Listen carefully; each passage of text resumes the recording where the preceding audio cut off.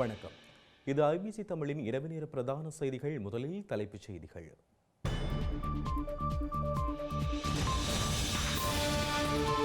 வடக்கு நிலைமையை நேரில் ஆராயவுள்ள ஐநா ஆணையாளர். இலங்கை குறித்து வலுவான தீர்மானம். ஜனாதிபதியின் பொது மன்னிப்பில் முறைகேடு. சிறைச்சாலை ஆணையாளர் நாயகத்திடம் விசாரணை. ஜேர்மனிக்கு பயணமாக உள்ள ஸ்ரீலங்கா ஜனாதிபதி. கைச்சாத்திடப்படவுள்ள இருதரப்பு ஒப்பந்தங்கள். திண்ம கழிவகற்றல் நிலையத்திற்கு எதிராக போராட்டம். இணுவிலின் புனிதத்தை மீட்டெடுப்போம் எனவும் கோஷம். தமிழக வெற்றிக் கழகத்தில் இணையவுள்ள முன்னாள் சட்டசபை உறுப்பினர்கள். சட்டமன்ற தேர்தலை நோக்கி நகர்வு. பாலஸ்தீனர்களுக்கு ஆதரவு தெரிவித்து ஹாசாவை நோக்கி பயணித்த படகு கைப்பற்றியுள்ள ஆஸ்திரேலிய கடற்படை.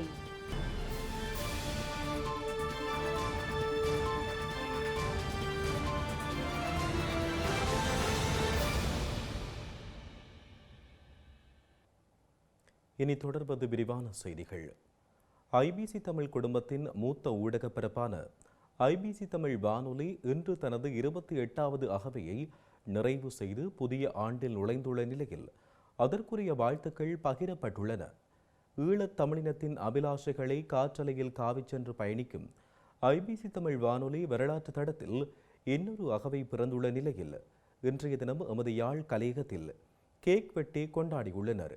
இந்த நிகழ்வில் ஐபிசி தமிழ் குடும்பத்தின் யாழ் கலையக முகாமைத்துவ பணிப்பாளர் ராஜன் தியாகராஜன், முகாமையாளர்கள், ஊழியர்கள் கலந்து கொண்டு சிறப்பித்திருந்தமை குறிப்பிடத்தக்கது. தமிழ் ஊடக பரப்பில் பல வானொலிகள் இருந்தாலும் ஐபிசி தமிழின் வரலாறு அவற்றை விட வித்தியாசமானது என்பதை அதன் பிறப்புச் சான்றிதழே நிரூபிக்கும். ஏனைய தமிழ் வானொலிகள் போல இது வெறுமனவே நேயர்கள் என விളിக்கப்படும் பயனாளர்களுக்காக ஆரம்பிக்கப்பட்ட வானொலி அல்ல. மாறாக இது தமிழர் தாயகத்தின் அரசியல் உரிமை போராட்டத்துடன் பின்னி பிணைந்த தார்மீகத்துடன் பிறந்த ஒலிபரப்பு. தமிழர்கள் மீதான சாட்சியமற்ற போரின் அவலங்களை மறைத்து அதற்கு மாற்றாக தமிழர்களின் அபிலாசைகள் மீதான அச்சமும் நஞ்சும் வெறுப்பும் உமிழப்பட்ட போது வானொலியில் மௌனமாக இருக்க முடியாது என்ற அடிப்படையில் பிறந்த ஐபிசி தமிழ் காற்றலைகளை காவியமாக்கிய வரலாற்று தளத்தில் இன்னொரு அகவியை இன்று கடக்கின்றது. உலகளாவிய ரீதியில் பறந்து வாழும் தமிழ் மக்களுக்கு அன்றைய போர்க்கால சூழல் முதல் சமகாலம் வரை ஐபிசி தமிழ் வானொலி செய்யும் பணிக்கு இன்று வானொலியில் அதற்கு கிட்டிய அகவை வாழ்த்துச் செய்திகளை சான்று வழங்கியுள்ளன. தமிழ் அரசியல்வாதிகளின் பொறுப்பற்ற தன்மையும் தொடர்ந்து கோலோச்சுகின்றது. இதனை சுட்டிக்காட்டும் ஐபிசி தமிழ் குழும ஊடகங்கள் அரசியல்வாதிகளின் தூசிப்புக்கு உள்ளாகின்றன. எனினும் தமிழ் மக்களை அரசியல் ரீதியாக திடப்படுத்த வேண்டிய தார்மீக பணியை பல்வேறு சவால்களை எதிர்கொண்டாலும் ஐபிசி தமிழ் குடும்பம் நிறைவேற்ற உறுதி கொண்டுள்ளது என்பதை ஐபிசி தமிழ் குடும்பத்தின் முதலாவது அடையாளமான ஐபிசி தமிழ் வானொலி தனது 28வது அகவை நாளில் உறுதி கூறி பயணிக்கின்றது. வடக்கு மாகாணத்தின் நிலைமைகளை ஐநா மனித உரிமைகள் ஆணையாளர் வோல்கர் டர்க் நேரில் சென்று ஆய்வு செய்ய உள்ளார். இதன்பொழுது வலிந்து காணாமல் ஆக்கப்பட்டவர்களின் உறவினர்களையும் அவர் சந்தித்து கலந்துரையாட உள்ளார். ஐநா மனித உரிமைகள் பேரவையில் எதிர்வரும் செப்டம்பர் மாத கூட்டத்தொடரில் இலங்கை குறித்து வலுவானதொரு தீர்மானம் பிரிட்டன் தலைமையில் முன்னெடுக்கப்பட உள்ளமை குறிப்பிடத்தக்கது. ஐநா மனித உரிமைகள் ஆணையாளர் வோல்கர் டர்க் எதிர்வரும் 23ஆம் தேதி கொழும்பு செல்லவுள்ளதாக தெரிவிக்கப்படுகின்றது. 26ஆம் தேதி வரையில் இலங்கையில் தங்கியிருக்க திட்டமிட்டுள்ள அவர் ஜனாதிபதி அனுர்குமார் திசாநாயக்க, பிரதமர் ஹரணி அமரசூரிய, வெளிவிவகார அமைச்சர், நீதியமைச்சர் உள்ளிட்ட அரசு தரப்பினருடன் பேச்சுவார்த்தை நடத்தவுள்ளார். அவர் இலங்கை மனித உரிமைகள் ஆணைக்குழுவின் உறுப்பினர்களையும் கொழும்பில் சந்திப்பார் என எதிர்பார்க்கப்படுகின்றது. அத்துடன் எதிர்க்கட்சித் தலைவர் மற்றும் சிவில் அமைப்புகளின் செயற்பாட்டாளர்கள், மனித உரிமை ஆர்வலர்கள் ஆகியோரையும் இந்த விஜயத்தின் போது ஐநா மனித உரிமைகள் ஆணையாளர் சந்தித்து கலந்துரையாட உள்ளார் என ராஜதந்திர வட்டாரங்களில் இருந்து அறிய முடிகின்றது. எதிர்க்கட்சித் தலைவர் சஜித் பிரேமதாச மற்றும் தமிழ் முஸ்லிம் கட்சிகளின் பிரதிநிதிகள், மனித உரிமைகள் செயற்பாட்டாளர்கள் என பலதரப்பு கலந்துரையாடலையும் அவர் நடத்த ஏற்பாடு செய்யப்பட்டுள்ளது.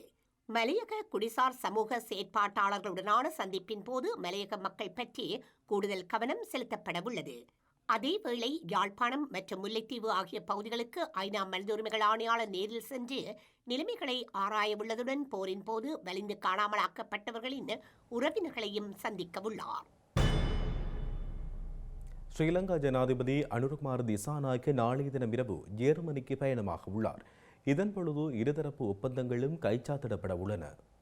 ஜெர்மனியால் விடுக்கப்பட்ட அதிகாரப்பூர்வ அழைப்பு ஏற்று அங்கு செல்லும் ஜனாதிபதி ஜெர்மன் ஜனாதிபதி வர்த்தக அமைச்சர் உள்ளிட்ட தரப்பினருடன் கலந்துரையாடலில் ஈடுபடவுள்ளார். 11 மற்றும் 12ஆம் தேதிகளில் அங்கு சந்திப்புகள் ஏற்பாடு செய்யப்பட்டுள்ளன. இலங்கை மற்றும் ஜெர்மன் ஆகிய நாடுகளுக்கிடையில் இருதரப்பு ஒப்பந்தங்களும் கைச்சாத்திடப்படவுள்ளன. ஜெர்மன் முதலீடுகளை இலங்கைக்கு பெறுவது சம்பந்தமாகவும் ஆடை ஏற்றுமதி பற்றியும் விசேட கவனம் செலுத்தப்படவுள்ளது. வெளிவிவகார அமைச்சர் விஜித ஹேரத் உள்ளிட்ட குழுவினரும் ஜெர்மன் செல்கின்றனர். இலங்கையின் ஏற்றுமதிகளுக்கு அமெரிக்காவில் வரி விதிக்கப்பட்டுள்ள நிலையில் ஐரோப்பா சந்தையை இலங்கை இலக்கு வைத்துள்ள நிலையில் ஜனாதிபதியின் இந்த பயணம் ஏற்பாடு செய்யப்பட்டுள்ளது. ஸ்ரீலங்காவில் ஜனாதிபதியின் பொது மன்னிப்பு சட்டவிரோதமாக பயன்படுத்தப்பட்டு கைதிகள் விடுவிக்கப்பட்டமை தொடர்பில் சிறைச்சாலை ஆணையாளர் நாயகம் துஷார உபுல்தெனியவிடம் குற்றப்புலனாய்வு திணைக்களம் விசாரணைகளை மேற்கொண்டுள்ளது. குற்றப்புலனாய்வு திணைக்களத்தால் நேற்று 10 மணி நேரத்துக்கு மேலாக விசாரணைகள் முன்னெடுக்கப்பட்டுள்ளன. சில கைதிகளை சட்டவிரோதமாக விடுவிப்பதற்காக ஜனாதிபதி மன்னிப்பு தவறாக பயன்படுத்தப்பட்டதாக கூறி ஜனாதிபதி செயலகம் அளித்த முறைப்பாட்டிற்கமைய இந்த விசாரணைகள் மேற்கொள்ளப்பட்டுள்ளன. துஷார உபுல்தெனிய நேற்று முன்தினம் 5 மணி நேர விசாரணைக்கு உட்படுத்தப்பட்டுள்ளதுடன் அவரது 2வது சுற்று விசாரணை இதுவாகும். முறையான அங்கீகாரமின்றி கைதிகள் விடுவிக்கப்பட்டிருக்கக்கூடிய கடந்த கால சம்பவங்கள் தொடர்பிலும் விரிவான விசாரணைகள் முன்னெடுக்கப்பட்டுள்ளதாக பொது பாதுகாப்பு அமைச்சர் ஆனந்த விஜயபால தெரிவித்துள்ளார். இவ்வாறான சம்பவங்களுடன் தொடர்புடையவர்களுக்கு எதிராக அரசாங்கம் கடுமையான சட்ட நடவடிக்கை எடுக்கும் என அமைச்சர் மேலும் தெரிவித்தார். ஸ்ரீலங்காவின் முன்னாள் அமைச்சர் மஹிந்தானந்த அழுத்கமகேவுக்கு உயர் நீதிமன்றம் விதித்த 20 வருட கடூழிய சிறை தண்டனையை எதிர்த்து சட்டத்தரணிகளினூடாக உயர் நீதிமன்றத்தில் மேன்முறையீட்டு மனு ஒன்றை தாக்கல் செய்துள்ளார். இலங்கையில் கடந்த 2015ஆம் ஆண்டு நடைபெற்ற ஜனாதிபதி தேர்தலின் போது சத்தோச ஊடாக 14,000 கரம் பலகைகளை கொள்வனவு செய்ததன் மூலம் 53 பில்லியன் ரூபாய் நட்டம் ஏற்பட்டதாக லஞ்ச ஊழல் ஆணைக்குழு குற்றம் சுமத்தியிருந்தது. அதற்கமைய குறித்த வழக்கு விசாரணையில் அவருக்கு 20 வருட கடூழிய சிறை தண்டனை விதித்து 3 அடங்கிய மேல் நீதிமன்ற நீதிபதிகள் குழாம் உத்தரவு பிறப்பித்தது. இதனையடுத்து உயர் நீதிமன்றம் விதித்த 20 வருட கடூழிய சிறை தண்டனையை எதிர்த்து சட்டத்தரணிகள் ஊடாக உயர் நீதிமன்றில் மேன்முறையீட்டு மனுவை முன்னாள் அமைச்சர் மஹிந்தானந்த அழுத்கமகே தாக்கல் செய்துள்ளமை குறிப்பிடத்தக்கது. யாழ்ப்பாணம் இணுவில் காரைக்கால் சிவன் கோயில் புனிதத்தை மீட்டெடுப்போம் எனும் துணைப்பொருளில் காரைக்கால் திண்ம கழிவகற்றல் நிலையத்திற்கு எதிராக போராட்டம் ஒன்று முன்னெடுக்கப்பட்டுள்ளது. யாழ் மாவட்ட செயலகத்துக்கு முன்பாக இன்று காலை இந்த போராட்டம் முன்னெடுக்கப்பட்டுள்ளது. சட்டவிரோதமாக திண்ம கழிவகற்றல் அமைக்கப்பட்டு ரசாயன லத்தினியல் மருத்துவ கழிவுகளை வகைப்படுத்தாது தீயிட்டு கொளுத்தப்படுவதால் சூழல் மாசடைவதாக போராட்டத்தில் ஈடுபட்டவர்கள் தெரிவித்துள்ளனர். சித்தர்கள் பலர் வாழ்ந்து சமாதியடைந்த இடமாகவும் சமாதி கோவில், ஈழத்து சிதம்பரம் என அழைக்கப்படும் காரைக்கால் சிவன் கோவில் ஆகியவை அமைந்துள்ள புண்ணிய பூமியாக காணப்படுவதாகவும் போராட்டக்காரர்கள் சுட்டிக்காட்டியுள்ளனர். கழிவுகள் கொட்டப்பட்டு சேகரிக்கப்படும் இடமாக காணப்படுவதால் குறித்த கழிவகற்றல் நிலையத்தை அவ்விடத்திலிருந்து அகற்றுமாறு பல வருடங்களாக கோரிக்கை விடுத்து வருகின்ற போதிலும் இதுவரையில் உரிய நடவடிக்கைகள் எடுக்கப்படவில்லை எனவும் போராட்டக்காரர்கள் விசனம் வெளியிட்டுள்ளனர். வவுனியாவில் போதைப் பொருளுடன் ஒருவர் கைது செய்யப்பட்டுள்ளார். குற்றத்தடுப்பு பிரிவுக்கு கிடைத்த ரகசிய தகவலின் அடிப்படையில் அவர் இவ்வாறு கைது செய்யப்பட்டுள்ளார். குற்றத்தடுப்பு பிரிவினரால் மேற்கொள்ளப்பட்ட சுற்றி வளைப்பின் போது வவுனியா கதிரவேல் பூவரசங்குளம் பகுதியில் உள்ள வீட்டில் 10 கிலோ கஞ்சா போதைப் பொருளை கைப்பற்றியுள்ளதுடன் 45 வயதுடைய ஒருவரும் கைது செய்யப்பட்டுள்ளார். கைது செய்யப்பட்ட நபரை போதைப் பொருளுடன் ஓமந்தை காவல்துறையினரிடம் ஒப்படைத்துள்ளனர். குறித்த சம்பவம் தொடர்பான மேலதிக விசாரணைகளை வவுனியா ஓமந்தை காவல்துறையினர் மேற்கொண்டு வருகின்றனர். இந்தியாவில் சட்டமன்ற தேர்தல் நடைபெறவுள்ள நிலையில் தமிழக வெற்றிக் கழகத்தில் முன்னாள் சட்டசபை உறுப்பினர்கள் இணையவுள்ளதாக தகவல்கள் வெளியாகியுள்ளன. திருவைகுண்டம் முன்னாள் சட்டமன்ற உறுப்பினர் டேவிட் செல்வின் திமுகவிலிருந்து விலகி தாவேகாவில் இணையவுள்ளதாக தெரிவிக்கப்பட்டுள்ளது. வால்பாறை முன்னாள் சட்டமன்ற உறுப்பினர் ஸ்ரீதரன் அதிமுகவிலிருந்து விலகி தவகவில் இணையவுள்ளதாகவும் தகவல் வெளியாகியுள்ளது. ஓய்வு பெற்ற IRS அதிகாரி அருண்ராஜும் நாகர்கோவிலைச் சேர்ந்த முன்னாள் நீதிபதி சுபாஷும் தாவேகாவில் இணையவுள்ளதாக தெரிவிக்கப்பட்டுள்ளது. விசிகாவிலிருந்து ஆதவ் அர்ஜுனா, அதிமுகவிலிருந்து நிர்மல்குமார் ஆகியோர் தாவேகாவில் ஏற்கனவே இணைந்துள்ளமையும் குறிப்பிடத்தக்கது. அமெரிக்காவில் 1965ஆம் ஆண்டுக்கு பின்னர் முதல் முறையாக அதன் அரசு தலைவர் ஒருவர் ஒரு மாநில ஆளுநரின் அங்கீகாரத்தை பெற தேசிய காவல்படையை அனுப்பிய விடயம் அங்கு ஒரு அரசியலமைப்பு நெருக்கடியாக எழுந்துள்ளது. அமெரிக்காவின் கலிபோர்னியா மாநிலத்தில் சட்டவிரோத குடியேறிகளை கைது செய்து நாடு கடத்துகின்ற முயற்சிகளை எதிர்க்கும் போராட்டங்களும் வன்முறைகளும் 3வது நாளாக தீவிரமடைந்துள்ள நிலையில் இந்த அரசியல் அமைப்பு நெருக்கடி எழுந்துள்ளது. அமெரிக்காவின் கலிபோர்னியா மாநிலத்தில் சட்டவிரோத குடியேறிகளை கைது செய்து நாடு கடத்தும் முயற்சிகளை எதிர்க்கும் போராட்டங்களும் வன்முறைகளும் 3வது நாளாகவும் தீவிரமடைந்துள்ளன. லாஸ் ஏஞ்சல்ஸ் நகரில் முகமூடிகளை அணிந்துள்ள போராட்டக்காரர்கள் முக்கிய வீதிகளை முடக்கும் போராட்டங்களையும் வணிக நிறுவனங்களை சூறையாடும் நகர்வுகளையும் தீவிரப்படுத்தியதை அடுத்து அரசு தலைவர் டொனால்ட் ட்ரம்ப் அங்கு தேசிய காவல் படையணிகளை அனுப்பிய நகர்வு தற்போது கலிபோர்னியா மாநில ஆளுநரால் கண்டனம் செய்யப்பட்டுள்ளது. ட்ரம்ப் தேசிய காவல் படையணிகளை கலிபோர்னியாவுக்கு அனுப்பிய நகர்வை கண்டித்த கலிபோர்னியா ஆளுநர் கெவின் நியூசம் டொனால்ட் ட்ரம்ப் சட்டவிரோதமாகவும் அமெரிக்காவின் அரசியலமைப்புக்கு விரோதமாகவும் தேசிய காவல் படையை அனுப்பியுள்ளதால் இந்த நகர்வுக்கு எதிராக வழக்கு தொடரப் போவதாகவும் தெரிவித்துள்ளார். இந்த நிலையில் தற்போதைய தீவிரமான போராட்டங்களை சட்டவிரோத ஒன்றுகூடல்கள் என அறிவித்துள்ள காவல்துறை இவ்வாறான சட்டவிரோத ஒன்றுகூடல்களை கலைப்பதற்கு ஆபத்து குறைந்த வெடிமருந்துகளை பயன்படுத்துவதற்கும் காவலர்களுக்கு அங்கீகாரம் அளித்துள்ளது. இவ்வாறாக போராட்டங்களும் வன்முறைகளும் தீவிரமடைந்த பின்னணியில் கலிபோர்னியா ஊடாக செல்லும் 101 ஃப்ரீவே எனப்படும் தெற்கு நோக்கிய முக்கிய வீதிகள் முடக்கப்பட்டு போராட்டக்காரர்கள் அந்த பகுதிகளில் காவல்துறையினர் மீது தாக்குதல்களை தொடுத்து வருவதால் மறு அறிவித்தல் வரை இந்த முக்கிய நெடுஞ்சாலைகள் மூடப்பட்டுள்ளன. இந்த 101 நெடுஞ்சாலை பசிபிக் பெருங்கடல் பிராந்தியத்தின் மேற்கு கடற்கரை வழியாக 1500 மைல்களுக்கு நீண்டு சென்று கலிபோர்னியா, ஒரிகான் மற்றும் வாஷிங்டன் ஆகிய மாநிலங்களை கடந்து செல்லும் முக்கிய வீதியாக உள்ள நிலையில் இந்த முக்கிய வீதி இப்போது முக்கியமான போராட்ட களமாக மாற்றப்பட்டுள்ளது. தற்போது லாஸ் ஏஞ்சல்ஸை சுற்றியுள்ள 3 இடங்களில் டொனால்ட் ட்ரம்ப் அனுப்பிய தேசிய காவல்படை துருப்புக்கள் நிறுத்தப்பட்டுள்ளன. இப்போது இந்த காவல்படை துருப்புக்களுக்கு மேலதிகமாக இராணுவம் அழைக்கப்பட வேண்டும் என்பதையும் டொனால்ட் ட்ரம்ப் விரும்புகின்றார். அமெரிக்காவை பொறுத்தவரை 1965ஆம் ஆண்டுக்கு பின்னர் அரசு தலைவர் ஒருவர் மாநிலம் ஒன்றின் ஆளுநரின் கோரிக்கை அல்லது அவரது அங்கீகாரத்தை பெறாமல் தேசிய காவல் படையை மாநிலம் ஒன்றுக்கு அனுப்புவது இதுவே முதன்முறை என்றதால் இப்போது இந்த விடயம் அமெரிக்காவின் புதிய அரசியலமைப்பு நெருக்கடியாகவும் எழுந்துள்ளது.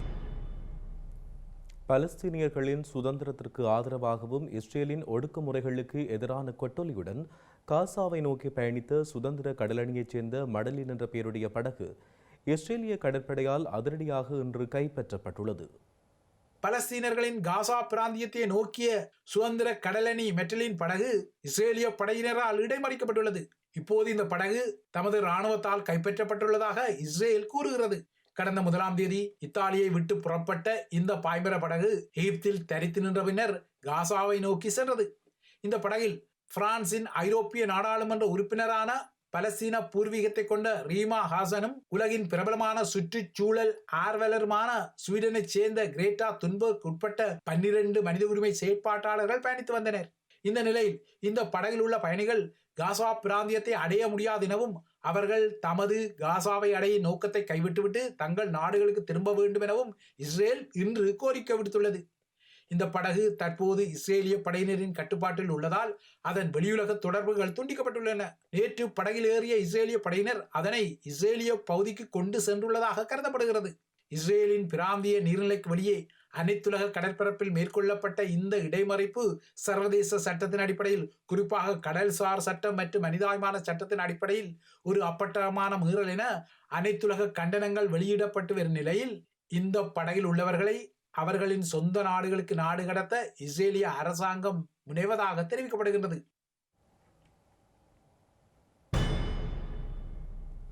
செய்திகளின் நிறைவாக இனி மீண்டும் தலைப்புச் செய்திகள்.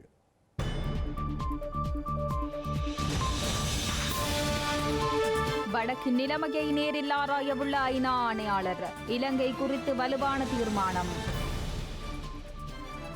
ஜனாதிபதியின் பொது மன்னிப்பில் முறைகேடு, சிறைச்சாலை ஆணையாளர் நாயகத்திடம் விசாரணை. ஜெர்மனிக்கு பயணமாக உள்ள ஸ்ரீலங்கா ஜனாதிபதி, கைச்சாத்திடப்படவுள்ள இருதரப்பு ஒப்பந்தங்கள். திண்ம கழிவகற்றல் நிலையத்திற்கு எதிராக போராட்டம், இணுவிலின் புனிதத்தை மீட்டெடுப்போம் எனவும் கோஷம். தமிழக வெற்றி கழகத்தில் இணையவுள்ள முன்னாள் சட்டசபை உறுப்பினர்கள், சட்டமன்ற தேர்தலை நோக்கி நகர்வு. பாலஸ்தீனர்களுக்கு ஆதரவு தெரிவித்து ஹாசாவை நோக்கி பயணித்த படகு கைப்பற்றியுள்ள ஆஸ்திரேலிய கடற்படை.